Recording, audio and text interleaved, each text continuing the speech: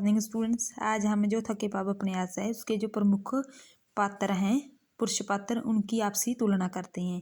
इस उपन्यास में 3 प्रमुख पात्र माने गए हैं: केशव चंद्र, मोहन, किशन। ये तीनों का जीवन अलग अलग ढंग से बीता है। ये तीनों ही उपन्यास के प्रमुख पात्रों में से एक माने जाते हैं। सबसे पहले हम बात करते हैं केशव चंद्र की। केशव चंद्र को उपन्यास का प्रमुख पात्र माना गया है। इसे हम थके पाव उपन्यास का नायक मानते हैं। सारी जो कथा है इसी के इर्द गिर्द घूमती है। वह एक मध्यवर्गीय परिवार से संबंधित व्यक्ति है। छोटी आयु में ही उनका विवाह कर दिया जाता है। पिता क्लर्क थे।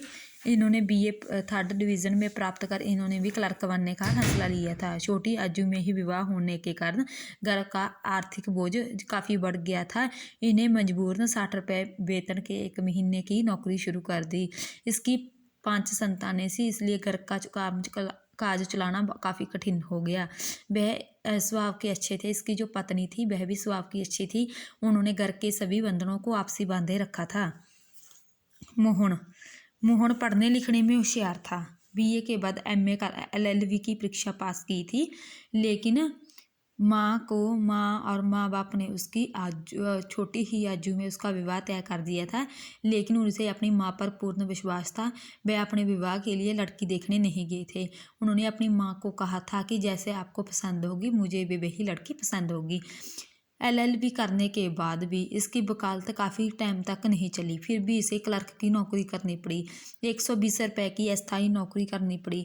लेकिन नौकरी भी थोड़ी ही देर में छूट जाने के कारण इसका जो स्वभाव था वह चिड़चिड़ा हो गया। लेकिन जो उसकी पत्नी थी वह काफ़ी सरल स्वभाव की थी। वह अपनी पति की सेवा करने वाली और घर का कामकाज करने वाली एक सुंदर और अच्छी लड़की थी। तपेदिक हो जाने के कारण उन्होंने बहुत कष्ट जो भोगा था। इसकी पत्नी ने अपने सभी जेवर बेचकर अपने पति की जान बचाई थी और उन्हीं की मेहनत से ही वह काफ़ी अच्छी तरह ठीक हो चुके थे। आगे हम बात करते हैं किशन।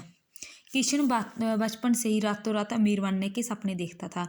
उसे घर से कोई भी लगाव नहीं था। वह सिर्फ अच्छा खाता था, अच्छा पहनता था और बाहर ही घूमता फिरता था।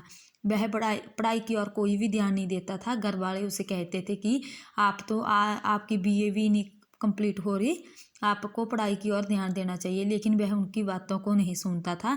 वह अपने मित्रों के साथ खेलता कूदता, सिनेमा देखता, बाहर आवारागर्दी करता था। उसे अपने मध्यवर्गीय परिवार से कोई भी लेना देना नहीं था। इसी प्रकार वह अभिनेता बनने का महत्वाकांक्षी था। जब BA की परीक्षा देते ही उसकी माँ और भाभी से कुछ रुपये उधार लेकर वह बिना बताए मुंबई चला जाता है। उसके बाद उसकी बहन जो माया थी वह भी मुंबई चले जाती है। किशन था, वह माँ का लाडला था। कहते हैं मध्यवर्गीय परिवारों में जो छोटे बेटे होते हैं वे माँ के लाडले होते हैं। इसी प्रकार जो किशन था वह माँ का लाडला था। इसलिए लाडलेपन का उन्होंने फ़ायदा उठाकर अपनी माँ और भाभी से कुछ रुपये उधार लेकर मुंबई चला जाता है। उसे अपने परिवार से ही नाता तोड़ दिया है।